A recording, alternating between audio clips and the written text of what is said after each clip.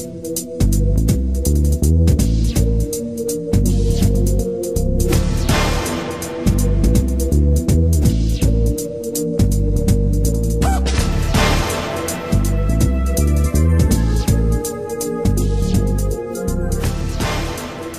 afternoon and welcome to the Voters Echo. My name is Bahman Yazdamfer and it is Tuesday, the 9th of June 2015. Since it is our first show of this series, I must make a point that this show is not about partisanship. On the contrary, our purpose is to educate, motivate, and mobilize as many as citizens we can to get involved in the political process as much as they can in order to be part of a decision-making process. Whether it is as simple as voting, volunteering, helping a candidate, or even better, becoming a candidate yourselves. Over last few years, rather last few decades, I am pretty sure a large number of the Canadians have been experienced the hardship of life more than previous generations, especially during the last 5 to 10 years. And as long as we have one of the mainstream political parties in the power, this hardship doesn't go anywhere, whether it is federally, provincially, or municipally, where they do not have their party name printed officially on the ballots. As long as our citizens, Canadians, Ontarians, Torontonians choose to stay still and allow a handful of people to take control of their destiny, we will relinquish our liberty, freedom, and democracy, or whatever is left of it, within a very short period of time. At the end of this issue, I have emphasized about our parliamentary system. The Westminster parliamentary system, which we inherited from the United Kingdom, is a relatively safe system of representation of the electorate, providing that we don't let party politics trump people's welfare. This phenomena, and by this phenomena I mean voting for a party instead of a person, that started in the early 70s, is getting from bad to worse ever since. At the end, I want to, at the end of this brief introduction, I want to thank Dr. James Sears, who graciously donated his airtime with that channel's studio to me to be able to continue with my educational program, which wouldn't be possible without him. Thank you, James. And now, without further ado, let's start with our very first guest, Greg Vezina, the leader of the provincial party called None of the Above Party. Welcome, Greg. Thanks for having me. Thank you for coming. For me, the first guest was very important, and I couldn't find anyone better than you. And the reason being is, even though I am not expressing my opinion in this show, but I like to start with someone who has a little bit of the like-minded with me. I am going to start, as you know, this show has no script, no questions or anything like that. Let's start from a little bit, talk about what's happened in last year or so, what is happening now, and then we start to see what we have to do for the future. Last time I saw you was just slightly over a year ago. Yeah. We were in the process of the provincial election. 3 weeks in. Uncalled provincial election. We were premature. Tell me, what happened? Oh, well, you know, the NDP chose in their wisdom to defeat the budget because Andrea Horwath thought she could win. Really, was it realistic? Okay, she thought that she could win. So she brought down the government. And the budget that she voted against was her budget. Okay? And we now know since what a big mistake it was for the NDP to lose the lever of power in a minority government. As well as conservatives as well, yeah. How the Harper majority works in Ottawa and the Chrétien majority, before it in some sense, although not as bad, and the Mulroney majority before that, which, had some of the same illnesses, which all started with the Trudeau majority when Michael Pitfield was appointed head of the Privy Council and the Prime Minister's office took over our governance away from our cabinet and our parliament. And that's when it all started. And that's when we put party names on the ballot.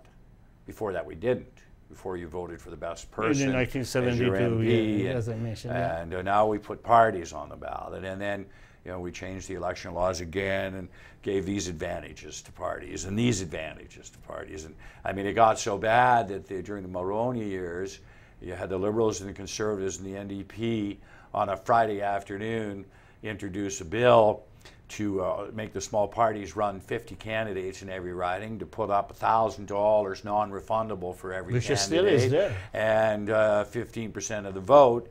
And if you didn't run 50 candidates, we would seize your assets and give them to the Crown. Christ, we didn't take away drug dealers' assets back then, but the political parties wanted to seize the assets of their opposition. The Communist Party, the great threat to democracy for the last 100 years, the reason for 2 world wars and all the rest, since went to the Supreme Court of Canada, who summarily threw out all of these rules, or majority of them, as being clearly unconstitutional and violating Section 3 rights of the Charter, which are for candidates to run and for voters to cast an informed vote. I went to the Supreme Court, as you know, over broadcast law on one narrow technicality and lost on the technicality. If I brought a Section 3 case about the voters' right to informed on the public airways they own, that they licensed, that the CRTC won't enforce the conditions of license, or they try to enforce and the government refuses to prosecute. Give me a break. So we haven't had a judicial decision on this balance of rights. What are the rights of freedom of the press to suppress a political party under Section 2 versus the rights to an informed vote under Section 3? Well, the Charter says that all rights under Section 2 can be overturned by the government. But, notwithstanding clause. Well, no. I mean, the Section 2 rights are not paramount. Yeah, okay. Okay, but Section 3 rights, yes, the government does not have the right to use the notwithstanding clause on. So they started to stifle the smaller what party. They did was, for example, political tax credits. Okay, if you had a law that said only rich white males got taxpayers' money to bribe politicians, that would be unconstitutional. The feminists would be screaming their head off and blah, blah, blah. So we have a law that says only those with taxable income qualify for political tax credit. So what does that mean?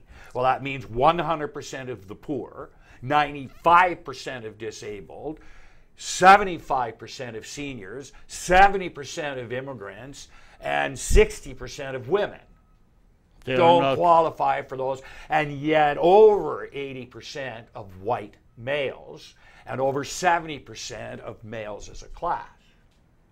And where are all these great human rights organizations and Democracy Watch and all of these clangers and changers and pot bangers who have these charitable licenses that raise all of this money to fight for your democracy? Oh, they're organizing leaders' debates with Google with only the major parties. And not even Greenie. Okay, you got Samara, that is a charity that bills itself as an organization to inform us of our democratic rights, that goes and makes a deal with Huffington Post in the United States to try and do a leaders' debate and not even mention that there's 15 registered political parties. So, I mean, look, the level of horseshit in our democracy Democracy.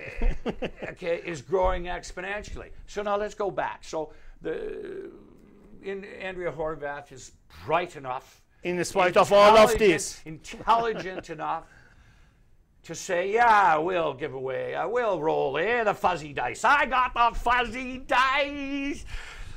Ah, shit, I crapped out. And so now we got 5 years of Stephen Harper in a skirt. Okay? And for what? What did they accomplish? Nothing. Okay? So we're sitting back. You know, the election was called, and I'm sitting at home. None of the above party didn't exist. No, I remember that. I'm sitting at home watching TV. I'm going. I remember you went to the last minute. Well, the election's been on a week, okay? And I say to myself, because none of the above party got 2% of the vote in India, and the none of the above on the ballot won the governorship in Nevada. Okay. And none of the above is on the ballot in the UK. And I'm going Australia, in Australia and in Yugoslavia, and I'm going. You know what? There's a movement around the world that's grown faster than the Green Party in 5 years, that's electing people to government, that believes in the 3 R's of direct democracy: referenda, recall, and true electoral reform. And you're not allowed to follow the leader. That's correct. Because if you follow the leader, you'll end up at the slaughterhouse. I absolutely guarantee it. Okay. We are seeing that. Okay, so, and look what happens when you got a whole bunch of penguins on an iceberg and a killer whale down below. Well, a bunch of whales go to this end of the iceberg and they smash into the iceberg, and the leader, he falls into the killer whale. What happens? The next leader, he stands up, and the killer whales on this end hit the iceberg, and down comes the next leader, and the killer whales get fed well. Because, your leader will be fondly remembered by his successor. Okay, so I'm sitting at home and I go, this is horseshit. So, all right, we'll start the none of the above party. So great. So I got to register a party and go through all the things. And people don't understand. This is a lot of work. You've been through it. This ain't easy to do, right? So I follow my of the paperwork. Okay, no, but this is ridiculous how hard it is. I mean, how really the barriers to entry, So I register, send the forms in to Elections Ontario to register the name, none of the above party, and they say no. They say, wait a minute, why? I say the chief electoral officer is using his discretion to refuse the registration name because it's going to confuse voters. And I said, well, except he only has the right to use his discretion when our name confuses voters with the name of another party. We're not trying to register the regressive preservative party. Or the undemocratic party of the, okay? Or we're really not liberals. Okay? We're trying to register the none of the above. We're none of these guys, right? No, they say. Okay, fine. And remember, nominations don't open until 3 weeks after the election starts, and then they close in 7 days. 1 week, yeah. Okay? And all the major parties are allowed to pre-register all of their candidates before the writ is even dropped. Yes. So Rogers Cable is on the phone to all of the major parties the day the writ is dropped and taping all of their debates and the ridings before nominations even open. In many cases, they ran their debates and their ridings before nominations even closed. But Rogers has a community license to enhance the political fabric of the nation by regurgitating the same old bullshit we've been hearing for the last 50 years. That's enhancing the political fabric of the nation, according to the Broadcast Act and Rogers' billions of dollars worth of revenue from their monopoly, which is why we gave them the license. Okay? If you want the CRTC to enforce the law, it has to be impartial, completely impartial. You have to be broadcasting hate news. Yeah, which they don't let you. Okay? But if you want to broadcast false news, if you want to lie right in the face of viewers like Fox News in the United States, or recently we had the Sun News look, that they they're closed. all, okay, even though there's a requirement that the CRTC act, CRTC doesn't act. Okay, we know that. I went to the Supreme Court. Okay, all right. So in any event, so I'm sitting at home and I'm just getting mad. I'm getting madder talking about it here. I get madder and madder by the get mad. It's all good. Just get even. It's all good. So I said, I want to start the party. And then the chief electoral officer says no. And I said, no, eh? Now I've been to the Supreme Court. Yeah, you had twice. experience, yes. Okay, I intervened in the separate school funding case. Yeah. I ran as a Green candidate. There were debates with a Liberal and a Conservative and NDP in favor of separate school funding. The Green Party ran opposed. No one was allowed to oppose the major parties on television during the whole campaign. Democracy, eh? Yeah, democracy, yeah. Fairness and reasonable opportunity for the expression of opposing views, eh? Not to mention the voters. We only let the guys on that are voting yes. You're not even allowed to see anybody that's opposed. Okay? This is our democracy out there, boys and girls. Go live in Russia. There's more democracy in Russia, in North Korea, than there is in this country, because at least there you know what you got. Yeah. Here, they tell you something else and they do something. So I said, Mr. Chief Electoral Officer, the Act says specifically you only have this power where the name confuses with the name of another party. He's claiming because none of the above, the voters will think that it's not a party that they're... I said, again, buddy, you can't stop me. Well, we're not giving you the name. No problem. 5 o'clock, it took me 5 days to get a reply. At 5 o'clock on the 5th day, and now nominations are going to open on the Monday, and this is a Friday, or a Thursday. I said, you know what, all right, you guys, here we go. Call the courthouse, said I wanted How could you get that much of the fast reaction, fast I went to the courthouse, and I walked in and said I want to speak to the Chief Justice. I have an emergency motion, and I want it heard today. And they said, well, okay, 2 o'clock. I said, am I on the docket? Give us your materials. Yes. Oh, I prepared all the materials myself from 6 o'clock until 7:30 the next morning. I served them all on the Chief Electoral Officer at 7:30 the next morning. I was in the courthouse at 9:30 in the morning. I was on the docket for 2 o'clock to be heard. That is amazing that they give you this such a fast... You can get before a judge in this country on an emergency motion if you have a reasonable argument. And I had a pretty reasonable argument. Oh, because of the deadline. Well, there's an election going on, Guy. You can't make me wait 3 weeks to see a judge. The election will be over. I won't be able to register. And the judge, the registrar looks at the materials. They're complete. I'm citing a section of the law that says he cannot do that. I have his written letter telling me he's doing it. So, at 2 minutes to 2, and I've been on the phone now since 10 o'clock in the morning, literally at the phone. And you're in the courthouse? I'm physically, in the courthouse, physically? Physically on the phone. Which? The one at Mr. Beatty. What is that, 393? No, I'm in Mississauga. Oh, Mississauga, yeah. It doesn't matter, any court. Yeah. And I'm on the phone basically this whole time with the Greg Asina's Chief Electoral Officer's lawyer, Batty. Whatever.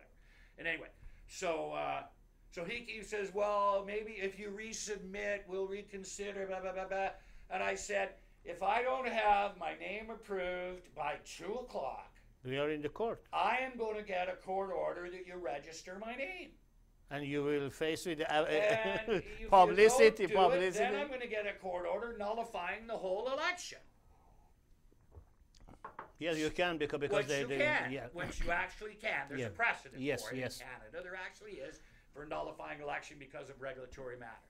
Okay, so, and then I cite him the case on the phone in the coffee shop. Which case was that? I forget now. It's 2 years ago. It was a Quebec case. It was under the Quebec. No, I remember there was something, but I was not sure where it was. I think it was during the Drapeau years. I forget what it was, but anyway, whatever it was. So in any event, at 2 minutes... You did your homework. I'm standing outside of the courtroom door at 2 minutes to 2 with my materials. I'm ready to walk in and say, here it is, Your Honor. Okay. The law says if my name is confusing with another party's name, he has the right to... I don't have a single word in my name except party. And every party has that name. Of course. No party has the word none. no party has of, no, not the and above. Yeah, and, and everybody has a party. New Democratic Party, Liberal Party, Progressive, Conservative, Green, Rhinoceros, Libertarian. Nobody has none of the above words in their name. Okay. So 2 minutes to 2, the chief electoral said, the lawyer says, I consent. I said, great. Fax it to the registrar's office in the courthouse, because I'm going in front of the judge anyway to get the order, because I don't believe you. Of course. And if you lie to me, I won't be able to get back to court until Monday, which is the... And nominations open on Tuesday and close a week later. Slam. But you're being unreasonable, he says. Tell it to the judge. Not to me. So I wait. Court doors open. I go in, I sit down. The registrar says, are you proceeding? I said, oh, if you don't have a fax from the chief electoral officer, I want my order. Judge starts hearing the case.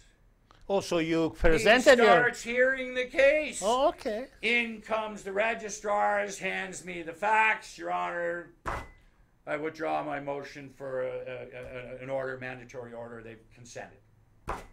They give you what you asked. Well, I don't understand. What is their fear? I mean, you are like another small party, fringe party to them. What would be the fear? They felt that people would think that none of the above wasn't a party, and that it was that they could vote, like decline their ballot. Doesn't matter. It is up to people to make that decision, not to them. Yes, but you see, they felt their obligation was to prevent us from having an unfair advantage over other parties who weren't smart enough to get a name as good as ours. Oh, well. See, but the Elections Act doesn't give them the power to circumvent a political party they that's are smart enough they to get a name that might resonate with the public. Well, that is too bad for them. Anyway, Anyhow, you got to the election. We got to the election. Yeah. Let's go back to what's happened to these people of this province. We had about 50% turnout, or 50-something percent, and they chose to again elect one of the names, the name that had all of these controversies such as Orange, Mars, Hydro, name it. That didn't have nothing to do with it, Bauman. It had nothing to do with it. What had to do with it was Tim Hudak scared the bejesus out of everybody. That's what they had. They got Harper in Ottawa, and they're looking at Tim Hudak and remembering Mike Harris, and they said, this guy is a lunatic. He scared the pants off. With the 100,000 layoff and off. Okay, all right, and everybody knew it. Okay, they knew it. And the NDP scared everybody because if Andrea will vote down that Liberal budget, what kind of a budget would she give us? You understand? So the Liberals won not because people voted for them. I understand that. They voted against the Conservative in the NDP. But they managed to get the majority. Of course they got a majority, because in a democracy, when you get 39% of the vote, you get all of the First power. past the post. That's how a democracy works. And 50% of the people vote, and you get 39% of that vote, which is 19.5% of the eligible vote. And in a democracy, 1 out of 5 people get to tell 5 out of 5 people what to do for the next 5 years, and the 4 out of 5 people that didn't vote that way have no say. You are not entitled. And we will use Bill C-51 to arrest you as a terrorist for disagreeing with your government. So you just got to read Mein Kampf. You just got to look at the publications from the Ministry of Propaganda from Hermann Goebbels during the Second World War. Or before that. If you'd like to see the game plan for true republicanism, true conservatism, true capitalism, one guy owns everything and he hires someone to kill everybody that interferes with his business. War was not about freedom. The war was all about business, about corporations selling products to both sides. about the Bush grandfather in the Vatican financing the Nazi war and the murder of millions of people. Did a single one of these people get brought to Nuremberg? No way. The losers went to Nuremberg. The winners, they went to the White House. And they had a chance to write a history, of course. But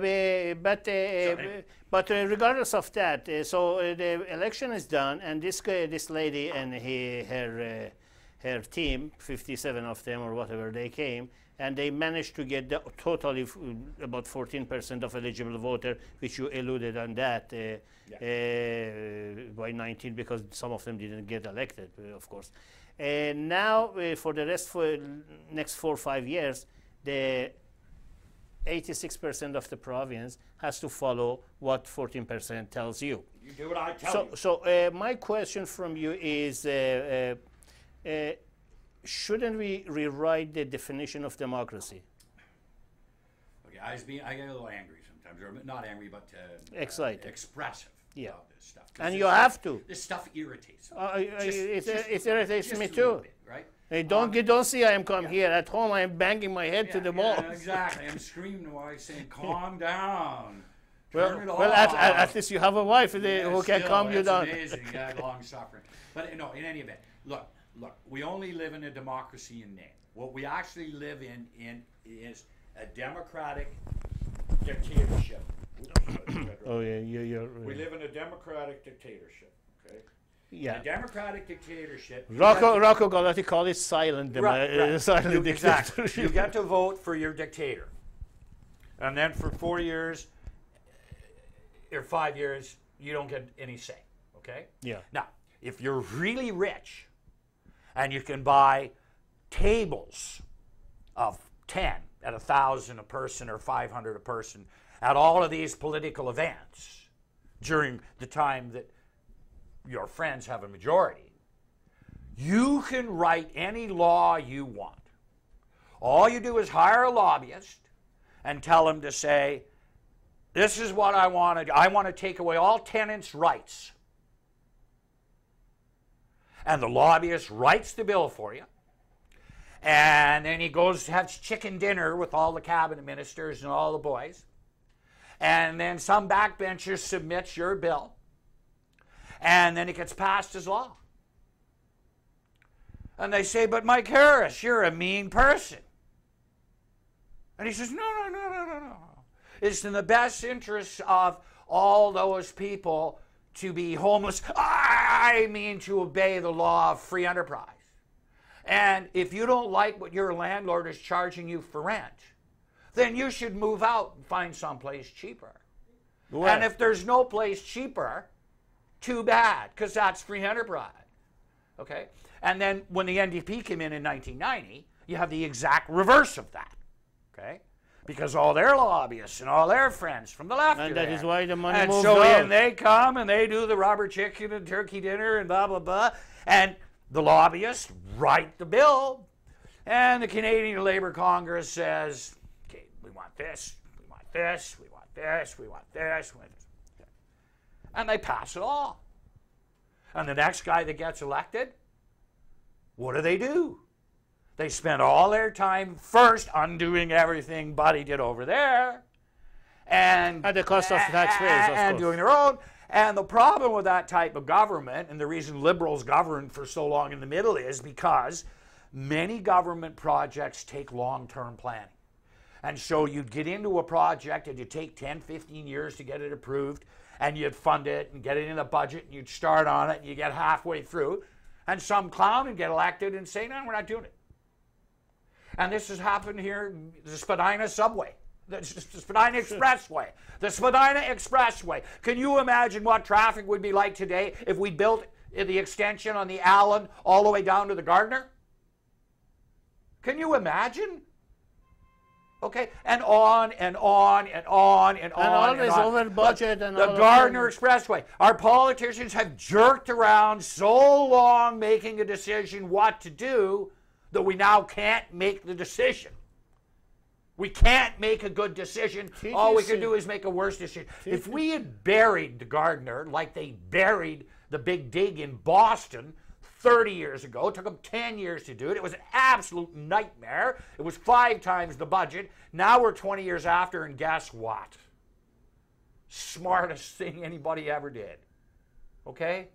But so you can't elect a government that can do any planning for anything long term, because they'll be defeated before they get it done, and the other guys will come in and push it away and take care of all their friends. So now our government, and again, I'm really critical of politicians, okay, but I do want rightfully so. Okay, but I do understand, okay, that until they actually get power to be able to do complete the job, they don't actually understand they can't do it. Okay? So you're a dreamer, you're a smoker, a toker, a midnight toker. Yeah. Okay? And then you get power. Now, and if you're in a minority government, it's over. Okay? Because the rules of the game are to obfuscate and to interfere, like the Harper's playbook on how to destroy a legislature when he was in opposition that he got from the Republicans in the United States, right? So if you can't beat someone at the ballot box, what you do is you use the legislative process to make sure they can't do anything. Filibuster and all the rest. Yeah, or not giving the confidence vote. Whatever. And then you destroy them that way. Okay?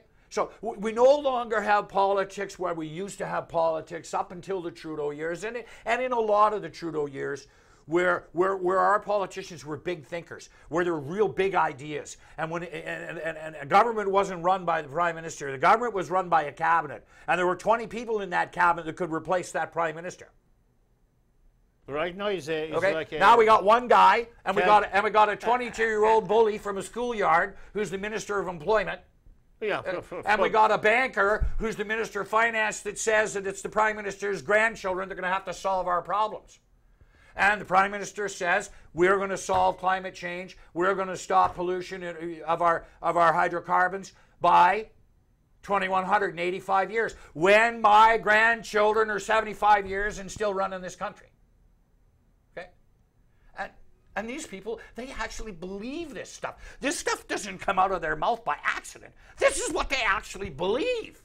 I mentioned that last time I spoke to you. Why don't we have any measurement? I mean, if you want to go obtain a driving license, you have to go through a series of the tests. If you want to get a job, let's say, you have to send a resume, then invited to interview, and then they check your credential. But for politicians, we don't have any measurement beforehand to understand. That's because we get to vote. No, I understand that, but there is no measurement for people to know. At least we don't. Why don't we have at least a psychological analysis? Well, because they're all crazy, man. Okay, they're all psychos. They're all narcissists. If you actually had the psychological profile of most people in politics, you'd put them all in the nut house. You wouldn't put them in Parliament. Well, maybe it is a nut house by itself. Well, it is, but that's what I was saying. That's because what we've done is we've replaced governance and process with politics. Yeah, and mixed with the capitalists from outside that is mess it up. Money buys, money wins, right? Yeah. He who has the gold makes the rules. If you don't understand that, you just don't get anything, okay? But then you got to add, for example, Brian Mulroney was asked what the 2 most important events were during all the years he was in public life. I remember. Yeah. Go ahead. And so he said, 2 headlines I really liked. First headline said, Brian Mulroney wins big majority. Second headline that said, Brian Mulroney wins another big majority. And he says, you know why? You know what? Because nothing else matters. And it was the truth. And you can't expect these people really work for their constituents. If the game is to get power, okay, and work only for few people. And politics, there's no Marquess of Queensberry rules, right? you break the election laws, the election commissioner has to convict you, and if you break him in 2008, he might get you in court in 2015. By then, or you can be found in contempt of parliament, and you just ask the governor general to prorogue you. It's not a big deal. Well, we had the same scenario in 2006. Exactly. With the in and out scandal. Exactly. They found the 63 people. Broke the law. They indicted 4 of them. By the time they go to court, we had another election in 2008. And another scandal of the robocall. And they did it again, okay? But here's the thing, okay? The Election Commission signed consent decrees. There's nothing in the Canada Elections Act that allows Elections Canada, or did allow, Elections Canada to not prosecute someone if they sign a consent decree that I won't break the law next time. Right? If I drive 150 kilometers an hour in the 400 in front of a cop, I'm charged with racing. And I lose my car for a week, and I can pay up a $10,000 fine. And on and on. I don't go to the judge and say, I am a conservative, so you don't get to find me guilty. I promise not to do it again, Your Honor. So now give me a $500 fine for not producing my driver's license. Yeah, but you killed 12 nuns. Oh, yeah, but that was after the speeding offense. And that's a separate trial. And it's prejudicial for you to know that I actually killed 12 nuns speeding. And it has to go to trial to prove that I killed them. And you're not allowed to use that. Even though it was your sister, Your Honor. Okay, it's ludicrous. Okay, it's ludicrous. If Canadians knew how ludicrous our system was, they wouldn't put up with it. They really wouldn't. And the media whitewashes it all. Of course, you can't blame them, because when they get up in the morning, they are being people, I'm talking about constituents, citizens. They are involved in all sorts of the nitty-gritty things that, by the way, with the policymaker set for them. So they are busy. The only window of opportunity for them to get anything, if any, is half-an-hour news. And if they control that half-an-hour news, well, what you get? No, thank God for the internet. Because the internet... Even with the internet, you have to have initiative and time to go and look for it. But osmosis, osmosis is taking over. 1 million flowers are now blooming. We have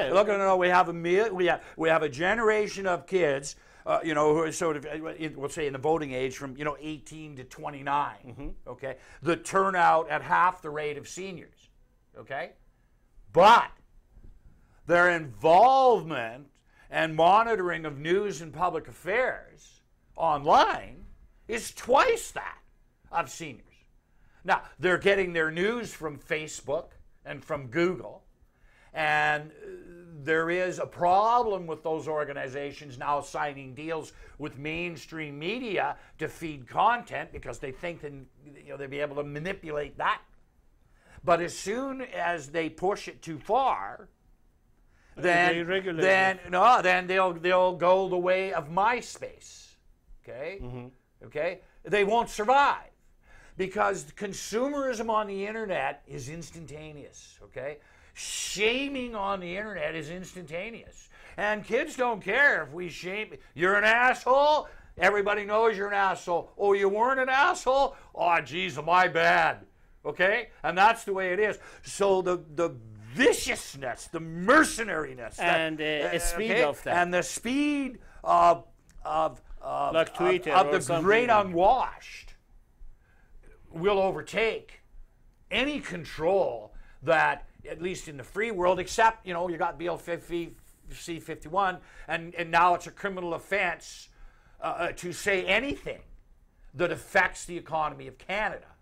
So if I say it's wrong to pollute carbon and ship it into the atmosphere from tar sands. We You're a should terrorist. convert tar sands into ammonia and urea, capturing the CO2, and use ammonia for fuel instead of fertilizer, and use urea for fertilizer, and we make more money and we don't emit the carbon.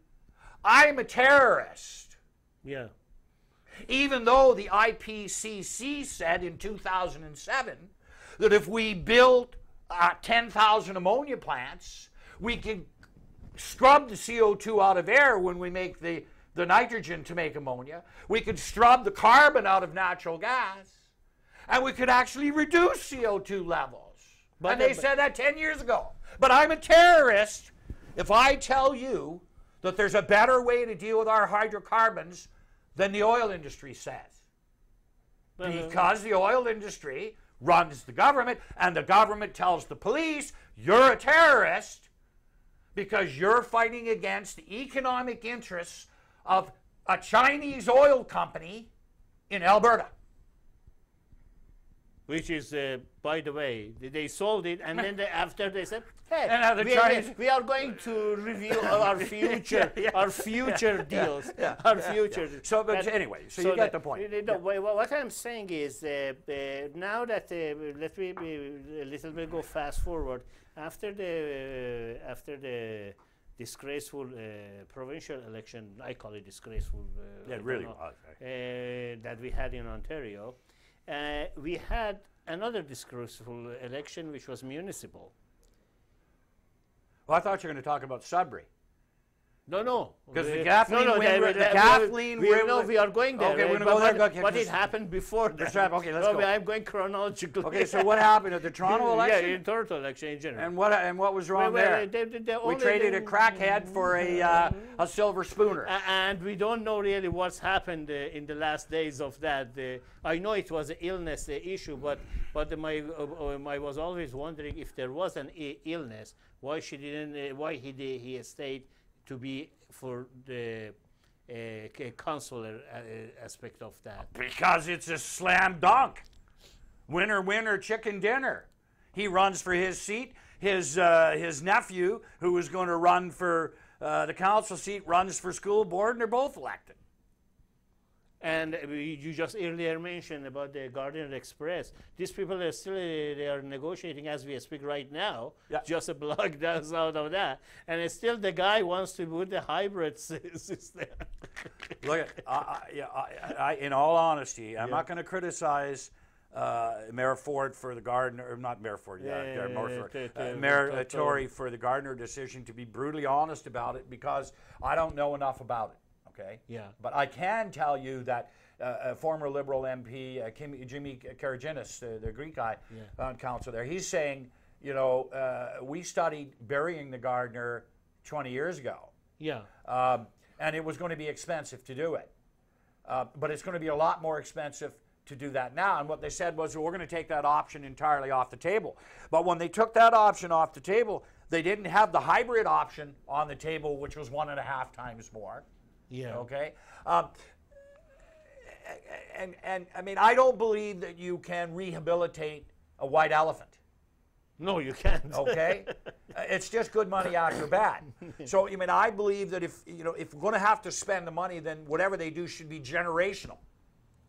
Okay? There is a lack of foresight for this people. So it's got to be a 50-year decision. It's not a 20-year decision or a 15 or a 10 or the term that I'm in office decision. So. I think that all options should be on the table, and a full cost accounting analysis of a 50-year rollout should be there too. And what is the tax base, for example, over 50 years projected from industry if you bury it, because now all that space is available for blah, blah, blah. So there's never been a full cost accounting analysis of it. Okay, so I think that should happen right now. No, I just use that as an example. That business as usual. The point is, I'm not trying to say which decision is better than another. Right, right. But decision has to be made. Yeah, and Either they're playing TTC around. and Yeah. they're playing around. Yeah, How about Mississauga? Crombie got the. Mississauga is very, very, you know, and I'm pretty critical of a lot of politicians, but you won't hear me say a single bad word about Bonnie Because Crombie. you live there? Well, no, I've known Bonnie and her husband and her family for 20 years. And I have a bias about Mississauga. Well, yeah, no, I'll declare. When she got in the race against Carolyn Parrish for Ward 5. Yeah, Carolyn Parrish. Okay, She used to be MP. Yeah, and she didn't get in the race still until the around? end. I was her sign chairman. I put up more Bonnie Crombie signs in 48 hours than had been put up in this city in that by-election than the city of Mississauga in the history of the world. I put up 15,000 signs. It was ridiculous. I mean, you know, not 15,000, but it was 1,500 anyway. And Bonnie won by 248 votes. Well, she and has. in the area which I worked around my house, she got 44% of the vote. That's very good. So she wouldn't have won. If, you know, and she said that. She said when she won, and we'll thank the Vezina family because I wouldn't be here. And we worked for her in the election. She lost to Brad Butt because she was the federal Liberal MP in Mississauga Streetsville. And we were there when she lost, and Hazel came in and said, you should run. You should run for council. And then, of course, she did when the Eve Adams went to Ottawa. Hazel likes it. Yeah, oh no, good friends. So then we helped her win Ward 5, and then once she won Ward 5, you know, we helped her become mayor, and she's going to be a great mayor. And you can see already the change in style. With all due respect to Hazel McCallion, she was a mayor at a different time. You know, they didn't do a lot of long-term planning. They didn't do budgets for infrastructure. She was there for 30 No, I know, but that's years. my point. They didn't do budgeting for infrastructure repair and upgrade. You know, they just we got all these developers giving us all this money for building permits, and they forgot that eventually you're going to run out of land. You're going to run out of those, you know, those checks from the developers, right? And the crunch came, and here you had Mississauga, which I lived in for 25 years. It was the only city in the country that didn't owe a dime. Didn't owe a dime.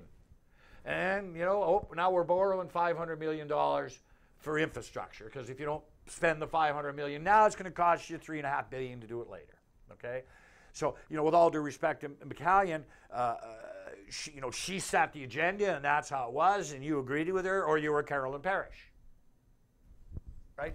But Bonnie's approach was to go every one of those councillors after she got elected, before council sat, and to be inclusive and collective and collaborative. And I will say, much like Meritori is trying to do. Okay, is letting everybody in on the decision and having their say. Does she have the consensus of the rest? She's got enough support on council so that the major issues that they're fighting for are going to get done. Now, whether they should be done, that's another issue, game, right? Yes, because is the best expenditure of the money that they have for an LRT from Lakeshore, you know, to Brampton? Yeah. Maybe the best expenditure of that money is for a subway extension from Kipling to Square One, boys and girls. Yes. You know, there's another one. I'll give you an example. You know, all these experts tell us that, you know, we need rapid transit ways. Okay? Because, you know, people got to be able to move fast on the bus in order they won't ride the bus if the bus is slow. So we spent $1.5 billion on a rapid transit way in Mississauga. So you're sitting on Eastgate Parkway during rush hour. It takes 40 minutes to get from Dixie Road to Cawthra. Yeah. Okay. And here's our transit way with one bus every 15 minutes. Okay. And even if it gets the ridership that they said it'll get in 20 years from now, why they built it, there's one bus every 10 minutes. Yeah, okay? It's just your frequencies. You could have bought every person that's going to ride on that thing a car. Cheaper than you built that transit way. California says, let's do a study on single-use transitways. What does the study say? Don't build a single-use anything. Build a multi-use thing so that when the expressway is filled up and there's nothing on the transitway but buses, we'll charge rich people $2 a mile to use the HOV lane. And what happened in 5 years? They made enough money on the revenue from the HOV lane to pay for the upgrade of all the transitway. The driving distance across Los Angeles was cut in half. And Los Angeles is and that's a nightmare place. At 4 o'clock in the morning, you can't get across the city. Then the next study they did was, okay, now, let's do a study that says we'll build 12 lanes where we only need 4. What will happen? All 12 lanes will fill up. Let's do a study on building 12 subway tracks. What will happen? They won't fill up. No, they won't. People will use the vehicles to the maximum capacity of the roadways. It's called the law of chaos. Yeah. Okay? So the answer to get traffic off the roads is, guess what? Take all your 4-lane highways and make them 2-lane highways. Take the speed limit from 80 kilometers an hour, make it to 30 kilometers an hour. You know why? Because it's such an aggravation to drive on the roadways that everyone will use public transit. Okay. I was wondering where you That's the answer, you see. So our politicians follow these silver linings, these golden fleeces, and what happens?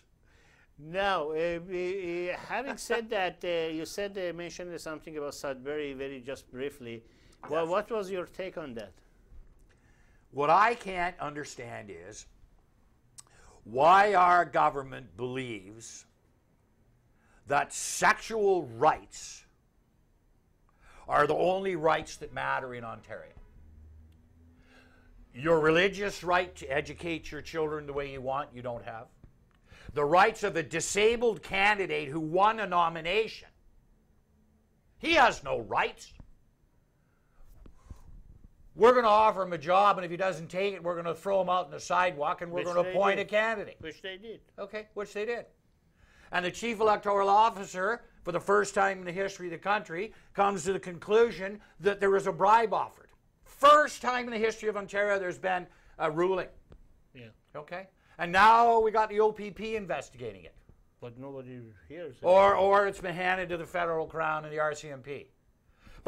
But we're running out of police officers and police forces to investigate the Ontario Liberal Party.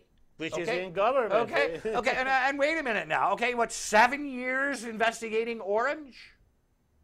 And what was the conclusion? Okay. 6 years, wait. 6 years investigating e-health? Okay? And on, and on, and on, and on. Look. We'll all be 150 years old before the police gets finished investigating all of these things. We'll all die of old age. All of the people that committed the offenses will be dead. That is why I said when even they get someone to be indicted politically or otherwise, then the political judicial wheels are so slow, or they drag it on so slow, to the point that there is another election or another changes or another, by then and it becomes moot. Because the person who broke the law is living in Kuwait as a school teacher. Right? Yes. Right? Yeah. What happened to the campaign manager in Guelph that did the robocall things? He went to Kuwait to be a school teacher. Got a job as a school teacher for an oil company. Don't know how the hell that happened. I have no idea. But Michael Sauna, he's the guy that he's going to jail, and he's the only person involved. Oh, they always have someone to throw under the bus. Right. We are getting close to the end of the show. I just want to add, I never get enough of talking to you, or listening to you rather. Yeah, well, exactly. You don't get to talk. No, it's so much to absorb, quite honestly. What do you see? What do you see very briefly, because we have only 5 minutes? We have about 5 minutes. Federal election? Is it, first of all, will we have it? Okay. I believe, and I've been taking bets on the internet on my Facebook page, as you know, for about 2 months, that Harper will resign before that election. And that was before the Alberta election. I was taking bets for a case of beer. Greg Vezina on Facebook, go ahead, bet me a case of beer, I'll bet you. Even money, by the way, no 10 to 1. No, here's what I think is going to happen, and it's been played out. Jim Prentice called an election in Alberta. Jim Prentice had the arrogance of office. Yes. Okay? The voters in Alberta show the Conservatives what they think of arrogance of office. And Wild Rose as well. After and Wild Rose as well. Yeah, yes. Okay. So now a sea change happened.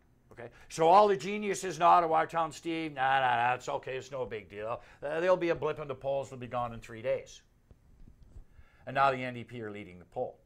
See, the problem that Harper has is he did such a good job of confirming that Trudeau's not ready for the job that people believe him.